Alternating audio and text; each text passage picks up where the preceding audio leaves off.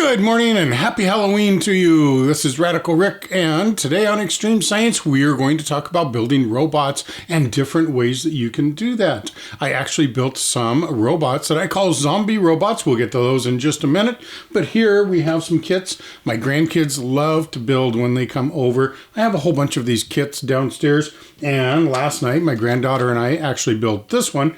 This one is called the Robot Duck, and it's going to act different than the tin can robot. And when we turn this on, you can see how the legs move, and that's why they call it the Robot Duck, because it kind of walks and waddles like a duck. Now the tin can robot, you can see it's got some oblong feet here as well. And as you can see, when we turn this one on, it just kind of wobbles back and forth as it walks, kind of like what you would think as a normal robot would. So we can make these robots move in different ways. Now, both of these have a motor that is spinning in here, but we've actually transferred that energy in different ways to make them move differently. That's what got me to thinking about making the zombie robots. A robot is technically defined as a machine that can carry out complex actions automatically, but we can actually have fun with robots or robotics. And here we have a hand. We can make this into a robotic zombie hand. And of course, a zombie hand, we got to have it crawling across the floor here. So I've taken one of the motors from the soda can robot, and it's got the oblong wheels here. I went ahead and put it inside this hand, inside this sleeve. We can turn it on, and now look at that. Look at that wobble on that arm going along the floor.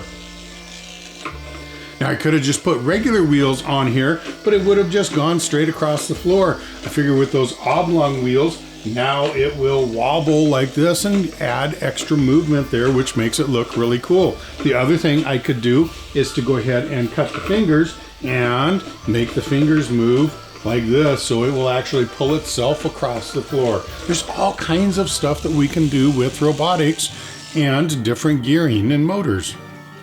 So this one here, I wanted it to walk like a zombie. This one, remember, was rocking back and forth because of the offset wheels there, the oblong wheels. So this one, I went ahead and I took the tire off, put a dowel on there so that it would actually lean up and then down. On the other side, we went ahead and cut the wheel in half so that it only works on half of the rotation. As it comes down to the other side and there's no wheel there, that's when it lifts up on this side. So it should go like this, and limp up, and then pull forward, kind of like a zombie dragging its one leg. So this one here, we just have the bottom part of a can, a motor down in there, and a wheel with a couple of chunks taken out of it. We only have one wheel on one side, because I wanted this one to just jiggle around. And of course, we can use the shrunken heads from the apples that we did a couple of weeks ago. This one has the wires that stick down for legs, and it has a motor with an offset weight on it, which causes it to vibrate. Also, I want to make a zombie robot that was crawling. And so this one, we went ahead and I put the motor in there. I tore the wheels in half again, half on each side. They're offset. And this one, we've got it laying down like this.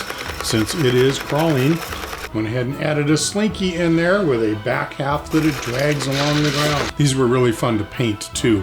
Wanted to make them look torn up and rusted and stuff, so we used a couple of different browns. I think there's 3 or 4 different browns on here, some black and some silver. So the whole idea behind this was to be creative and try to figure out how to make your robot act in different ways. That's what robotics is all about. I encourage you to try these at home.